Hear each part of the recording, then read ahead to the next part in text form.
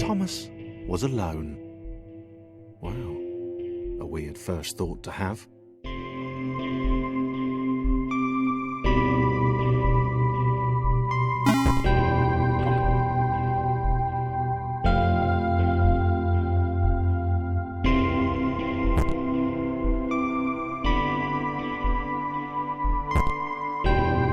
Thomas decided to start listing his observations for posterity. 1. The whole alone thing. 2. Portals. They led somewhere. He'd yet to work out where. 3. Falling. Thomas was absolutely fantastic at falling. He was almost as good at falling as he was at observing.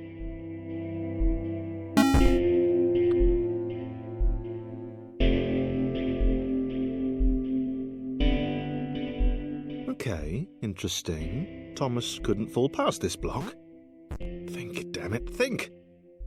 What if there was some kind of inverted fall? Some way to... what's the word?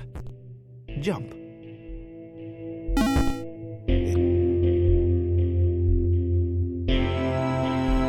A big jump. But Thomas noted there was no real danger in missing it. The world didn't want him to fail here. It was pushing him, but gently.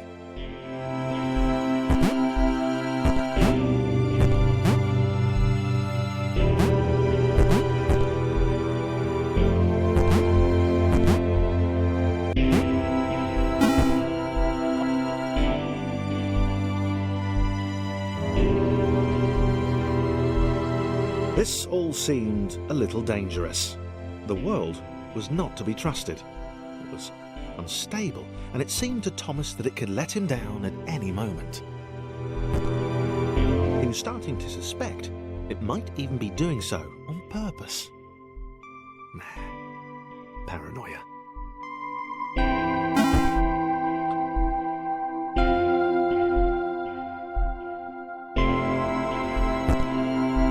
Thomas wondered whether the portals were actually taking him anywhere. He felt like he was making progress, but there wasn't really any way to know. He seemed to be moving predominantly up and to the right, which might, or might not, be important.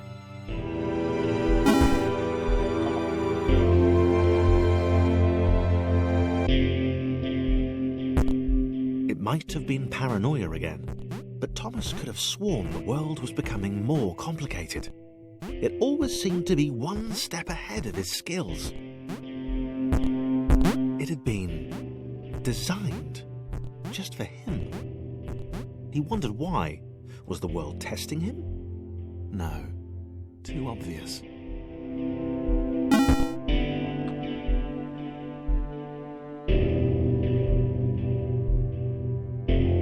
Something about the boiling, toxic, glowing water intimidated Thomas. He didn't like it. He certainly didn't want to swim in it. He made another mental note. 4. Water. Not good. To be avoided.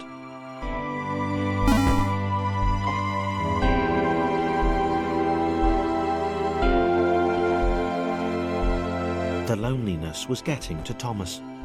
No amount of observation or obsessive note-taking could combat that.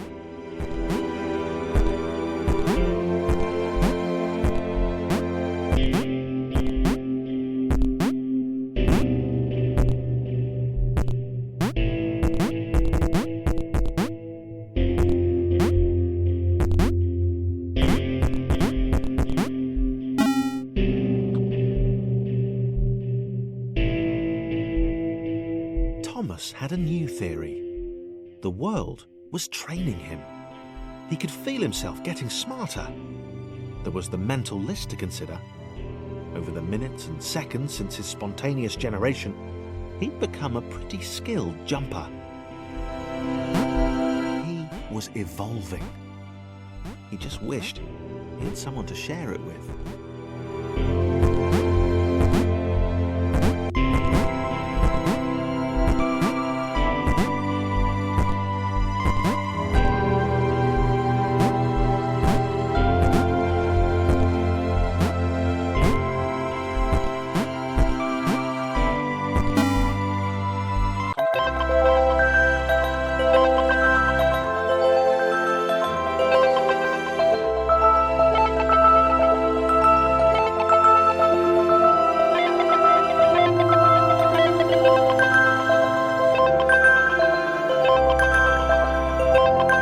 Chris took an immediate and deep dislike to the skinny red rectangle. Who the hell did this Thomas think he was?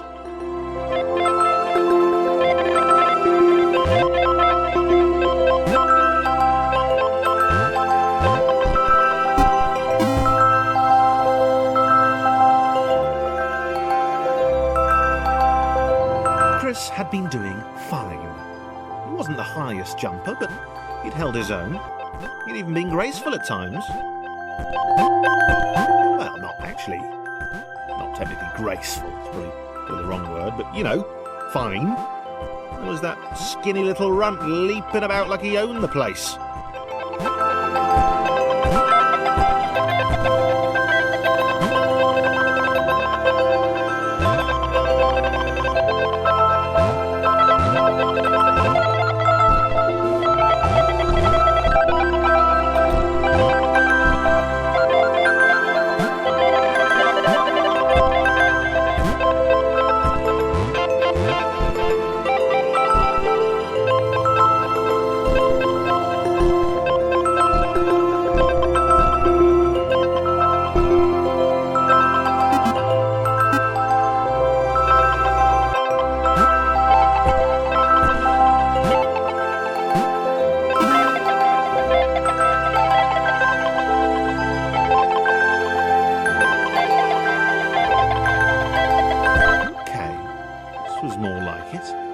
Glowy white thing.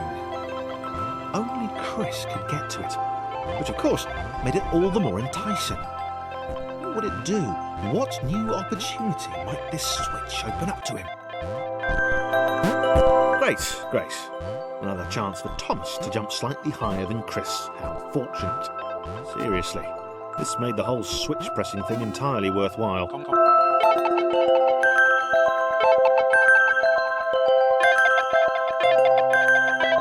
Was this good? Because on the surface, it did not seem good. Chris was pretty scared. Little Red seemed fine, happy to be on his merry little adventure. Chris couldn't shake the feeling that things had taken a significant turn for the worse since Thomas had joined him. Sure, he'd been able to piggyback his way to ever so slightly higher platforms, but where had that got him? Well, to ever so slightly higher platforms, which was sort of his point.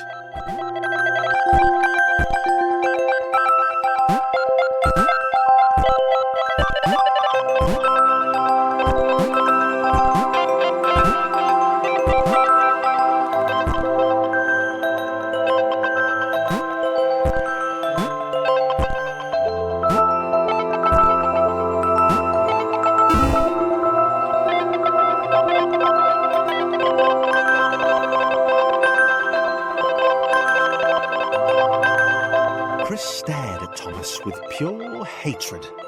He seemed so very happy at their situation. Friends together, a brave fellowship of quadrilaterals on a quest for greatness. That would be fine. But it was all the obvious observation that Thomas was doing which grated.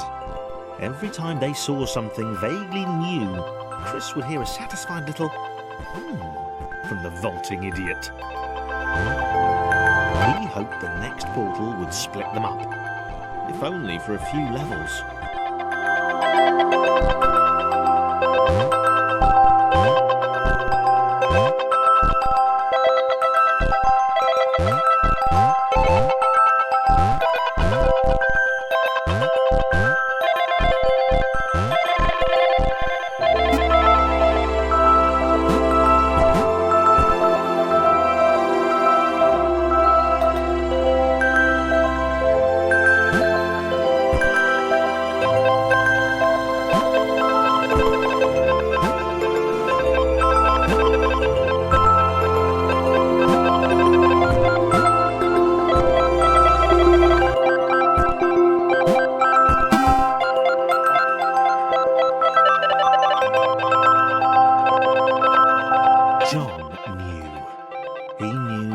This was his chance, a moment to shine.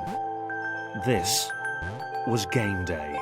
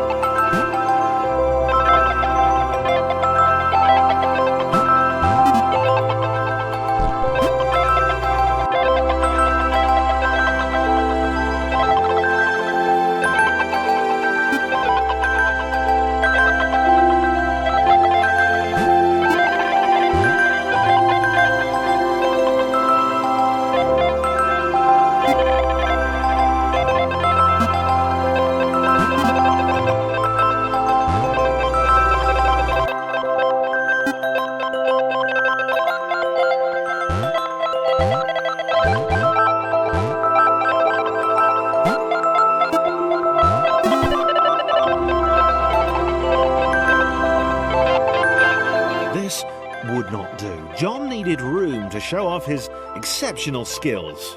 As it was, he was trapped on the wrong side of these little dot things. Where did they come from, anyway?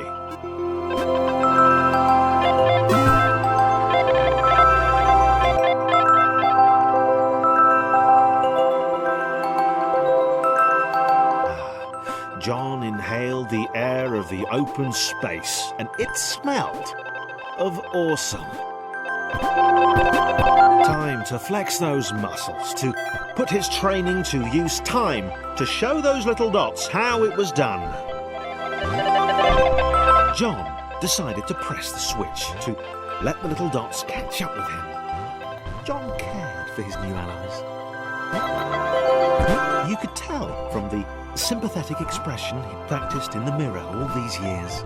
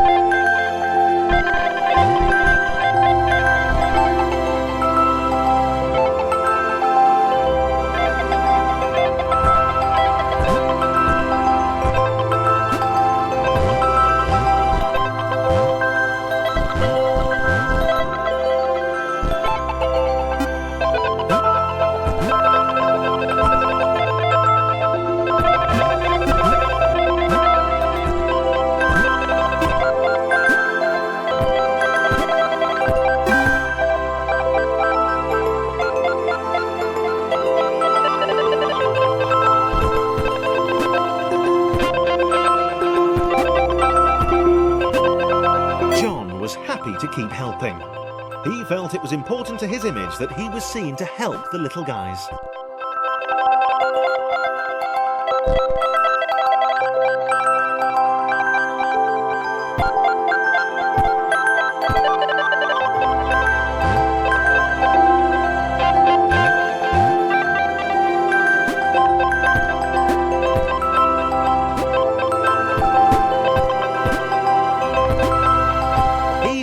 So much either. The red one, Thomas, had a charming way of applauding every time John jumped. The angry orange one was less immediately likeable, but his unremitting cynicism and tutting amused John.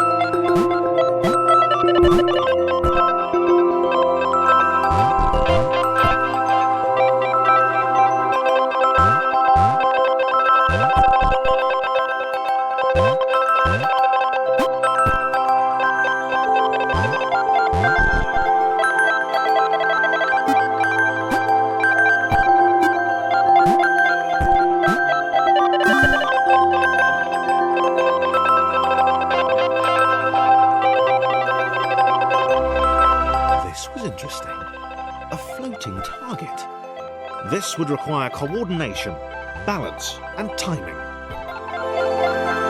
John was sure the dots would be lost, but he was happy to guide them to triumph.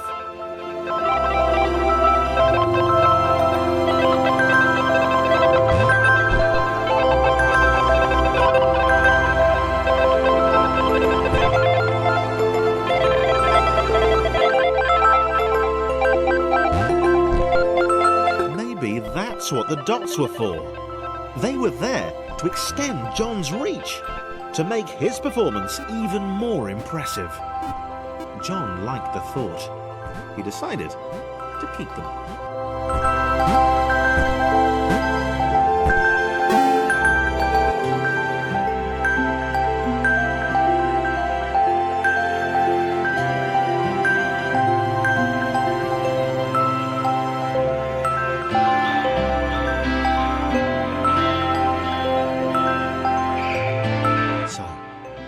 This was how Claire would die. She knew it would happen eventually. She was rubbish at jumping, and she moved slowly. She felt a little like her continued existence was breaking some kind of natural order. The crumbling pillar was a dramatic death, she supposed. Wait, what? Claire couldn't shake the feeling that she was not, in fact, dead. It was at that moment that Claire realised she had superpowers.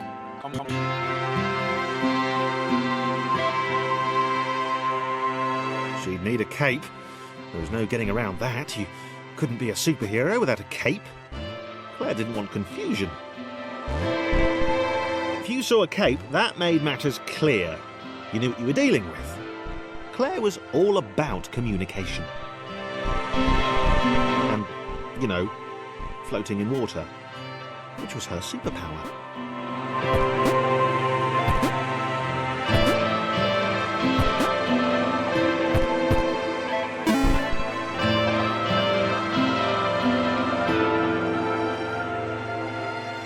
All right, fear not, my skinny friends, for I am Claire, and I will save you. Claire needed to come up with a superhero name as soon as possible. Claire was rubbish.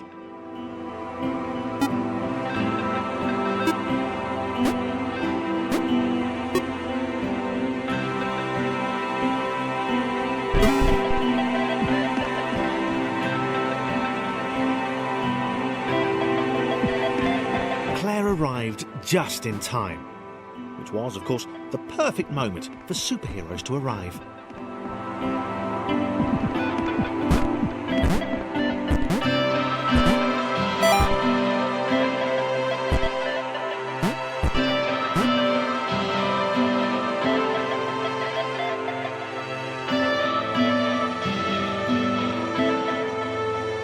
As the water began to rise, Claire vowed to save this little rectangle in as many restarts as it took.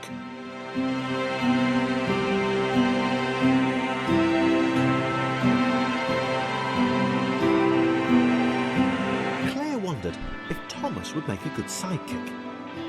Or was she more the lone Avenger type? She liked that. A sole hero in a world of rectangles and conveniently placed pools of toxic water.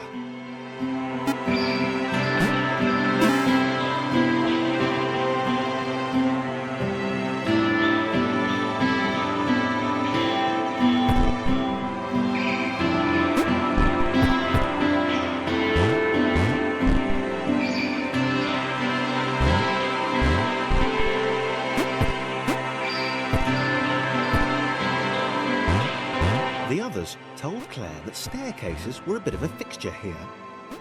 Claire wondered why the world made it so difficult.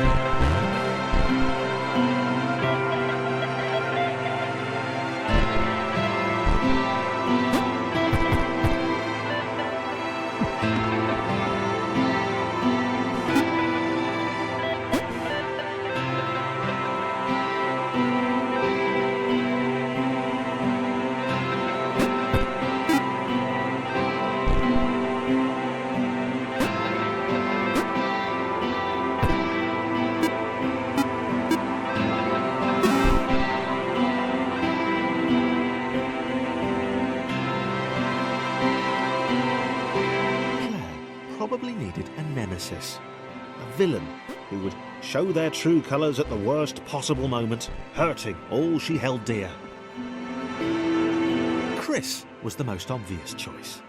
He seemed stroppy enough, and His jump was so pathetic that it conveniently avoided Claire's insecurities. Yes, Chris. Diabolical Chris. The fiendish Christopher.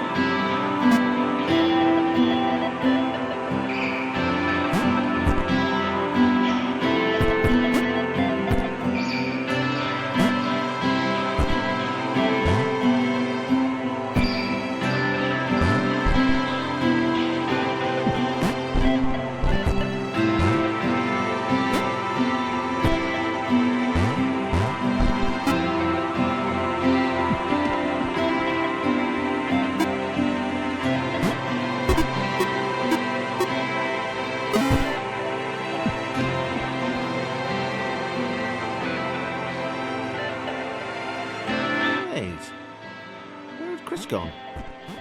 Was he off somewhere, plotting Claire's downfall? If Claire was honest, and she had to be because she was a superhero, this was a troubling turn of events. Still, there were reasonably sized bodies of water to cross.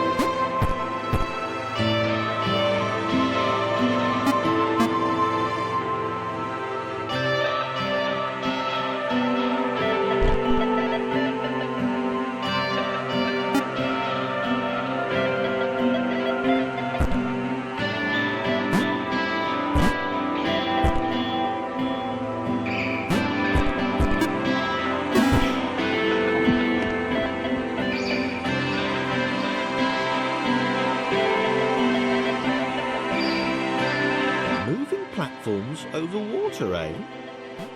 Claire's newly heightened senses told her that there were multiple paths across with various possible configurations of the little posse.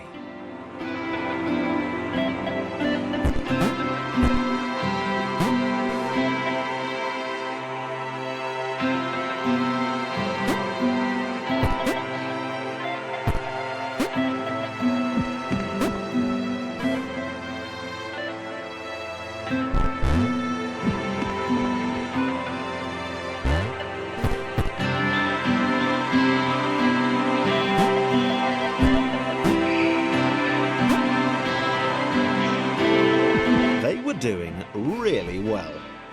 Claire hoped she could get them all across.